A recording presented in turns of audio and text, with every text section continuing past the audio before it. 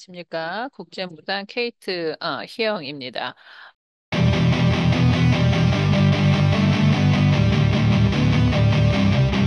오늘은 여러분들에게 어떤 무당하고 또는 어떤 종교인 아니면 또 어떤 영적인 사람들하고 여러분들이 그 궁합이 잘 맞냐? 요 부분에 대해서 좀 말씀을 드리겠습니다.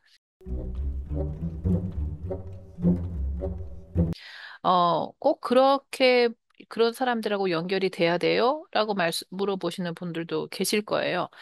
꼭 종교인이나 아니면 뭐 영적으로 조금 깨어 있는 사람들이라든지 아니면 뭐 무당이라든지 라고 연결이 되어 있어야 되냐? 그 꼭은 아니에요. 꼭은 아닌데 그렇게 연결이 되어 있으면 좀 풍성하죠. 왜냐하면 보이지 않는 것들에 있는 사람들과 좀 연결이 되어 있었을 때 내가 어떤 삶에서 어떤 이쪽으로 갈까 저쪽으로 갈까 동으로 갈까 서로 갈까 어떤 방향을 정할 때 또는 꼭 굳이 그렇게 방향을 정하지 않더라도 우리 일상 삶을 살다 보면 우리 인간들은 약하니까 불안한 느낌도 많이 오고 또 내 마음이 공허한 생각도 들고 그럴 때가 있죠. 그럴 때 어떤 이런 분들하고 그러니까 멘토의 관계가 있었을 때 좀 많이 이렇게 위안을 느끼고 좀 약간 좀 포근함을 느끼죠. 좀 단단함을 느끼죠. 그러니까 이제 이런 거를 멘토 멘티라는 관계로 보시면 되게 좋을 것 같은데 예를 들면은 카톨릭에는 그런 제도가 있잖아요. 고해성사라는 게 있죠. 고해성사가 뭡니까? 솔직히 내 마음에 어떤 무거운 어떤 그런 어떤 기분들, 그러니까 내가 죄책감이라고 그러죠. 그게 내 마음에 뭔가 갈등하는 부분들, 무거운 마음을 어떤 종교적인 어떤 신부님한테 그걸 좀 덜어드리는 거죠. 그래서 고해성사 할 때 보면은 칸이 있고 이렇게 빗살로 되어 있어서 서로가 좀 얼굴은 안 보이는 것처럼 해서 이제 개원한다는 느낌?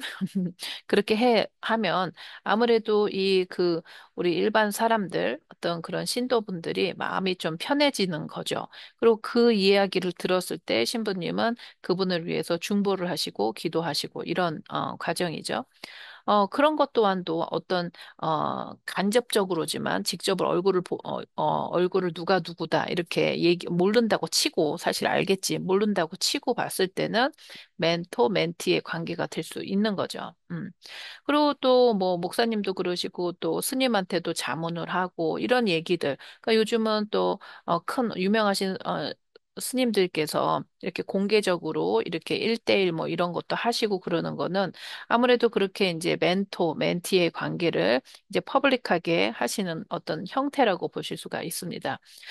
그러면 그 무당한테도 이제 와서 자기의 이야기도 하고 이런 거 관계가 있죠.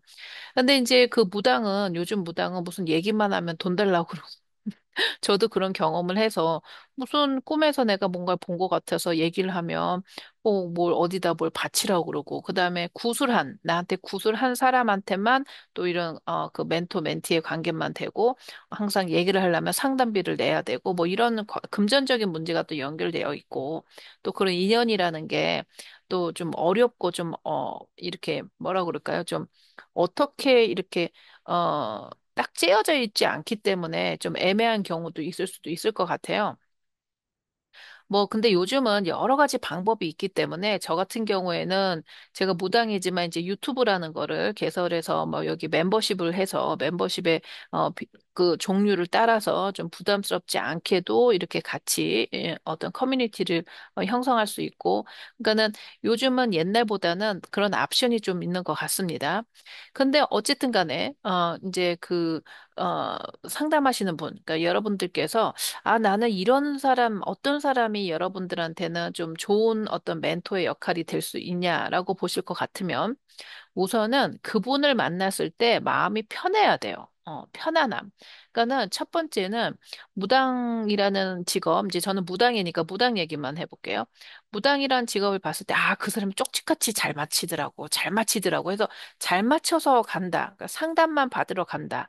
그래서 항상 일정 잡아서 상담받고, 뭐 그런 관계도 좋으세요. 그런 관계도 좋고, 본인이 봤을 때 내가 무슨 문제나 어떤 그런, 이야기가 있었을 때, 그 사람하고 갔었을 때 잘 맞히더라. 그거 가장 기본적인 거고요. 그렇게 하셔도 되고, 또 두 번째 저는 그거보다 조금 더 좀 이렇게, 사실은 좀 끈끈해야 된다는 거는 잘 맞춰서도 있지만, 그 다음에 또 뭐냐면, 실제로 자기 인생의 책임은 자기가 지기 때문에 잘 맞힌다는 어떤 개념을 조금 넘어서야 된다고 저는 생각하거든요. 무슨 말이냐면, 좀 친해져야 돼요. 그 친해진다는 게 정말 뭐 친구처럼 막 이러는 건 아니고 좀 언제든지 내가 어려울 때 이분한테 가면은 도움을 받지 않을까라는 거. 이거는 돈과 이런 거를 다 떠나서, 돈이나 이런 거를 다 떠나서 그런 어떤 라포 형성이 조금 될 수 있는 그런 느낌이 드는 사람? 이런 게 되게 더 중요하다고 생각해요. 왜냐면은, 그런 거 있잖아요. 그러니까 예를 들어서, 어떻게 표현을 할까? 이런 걸 수 있어요. 가장 좋은 건 이런 거야. 사실, 솔직히 라포 형성 뭐 이런 걸 다 떠나서 가장 좋은 거는 내가 이분하고 얘기만 그냥 하는데도 이분이 나한테 어떤 문제 해결을 주는 건 아닌데 내 스스로가 내 마음속에 저절로 조금 답이 내려져. 그런 기분 분이 있어요. 사실 저하고 상담하시고 저하고 좀 친하게 지내시는 분들은 대부분 그런 느낌을 좀 받으시거든요. 그러니까 내가 어떤 거를 좀 얘기하고 싶어서 저하고 상담을 한대. 저하고 상담을 하는데 이미 나하고 상담을 하면 내가 어떤 말을 하지도 않고 뭐 어쩌고 저쩌고 얘기를 뭐 이런 얘기 할 거 저런 얘기 이런 얘기 하다 보면 본인들 스스로가 아, 이게 이렇게 되겠구나 정리가 된다는 거예요. 불안했어. 근데 나하고 얘기를 하다 보면 불안감에 스르르 녹아버려. 아니면 내가 어디가 머리가 아팠어. 근데 나하고 얘기하면 얘기하는 도중에 머리 아픈 게 좀 나아져. 이런 식으로. 이런 어떤 이런 그런 거를 느껴질 때 그런 거가 제일 좋은 궁합이에요, 사실은. 근데 이 사람한테 가면 꼭 내가 무릎 꿇고 혼나는 것 같고, 또 이 사람한테 가면 뭔가 주종 관계가 돼서 나는 꼭 이렇게 들어야 되고 저 사람 방해를 돼. 이런 느낌이 든다. 그러면 사실 그거는 조금 고려해 보셔야 됩니다. 무당은 주종 관계가 아니에요. 무당은 그냥 연결고리예요. 브로커. 그러니까 쉽게 말하면 이거야. 부동산 가시잖아요. 그러면은 물론 집주인하고 다이다이로 바로 하실 수도 있지만 어떤 경우에는 대부분 그 부동산 중개업자를 통해서 나는 이런 거를 원하는데 이제 그분이 다 알아서 좀 이렇게 중간 다리를 역할을 해주잖아요. 이- 무당도 저는 그렇다고 생각하거든요. 물론 그거보다는 어떤 좀 다른 역할도 있을 수 있겠지만 뭐 큰 어떤 캐러고리로 봤을 때는 무당은 그냥 보이지 않는 영적 세계의 중간자다. 그냥 그 브로커다.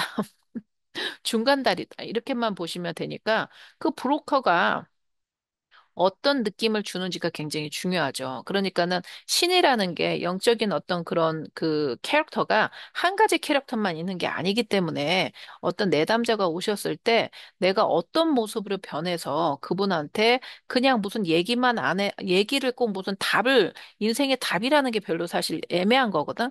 근데 이제 답을 주지 않더라도 본인 스스로가 아, 내가 이렇게 돼야겠구나 하고 본인 스스로가 답을 알아지는 그런 관계가 제일 중요해요.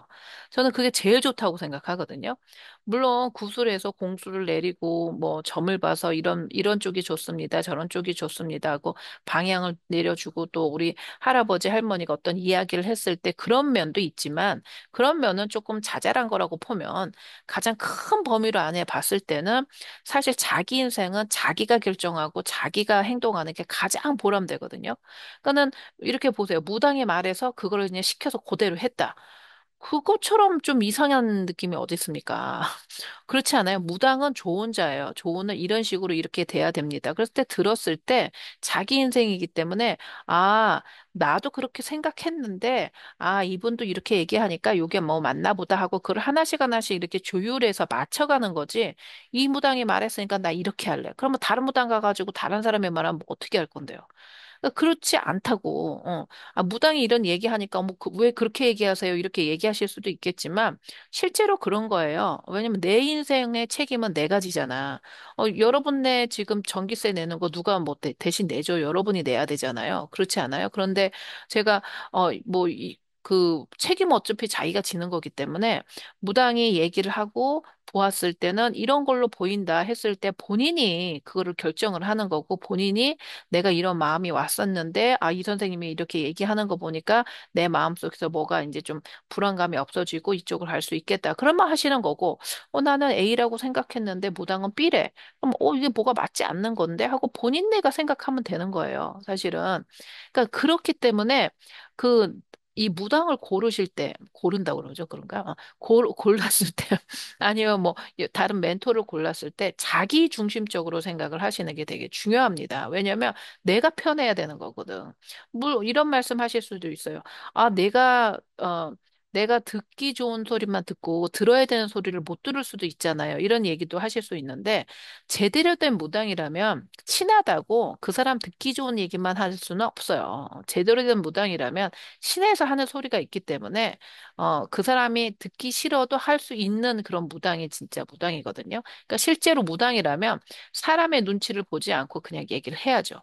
사실 제가 이렇게 말을 하면서도 저도 좀 찔리는 게 있는데 왜냐면 그러니까 이 그 상담자가 어떤 거를 원하는지 아는데 신에서 다른 소리가 나올 때 그렇게 얘기한다는 게 쉽지 않아요. 저로 반대적인 얘기를 하는 게 쉽지 않지만 그래서 저도 약간 흔들릴 때도 있고, 그래서 어쩔 때는 일부러 거리를 조금 두려고 하는 것도 있는데, 사람이니까 그런 부분이 조금 어려운 면이 있지요. 하지만 결국적으로는 제대로 된 어떤 무당이라면 또 아무리 친하다고 해서 그 사람한테 그 사람이 듣고 싶은 얘기만 해주지는 않거든. 그거는 무당이라고 볼 수는 없어요. 그렇기 때문에 어쨌든 간에 여러분들이 어떤 멘토, 정신적이나 어떤 영적인 멘토를 찾으셨을 때 무당한테 가실 때는 꼭 이런 느낌이 있으신 분이 되게 좋아요. 그러니까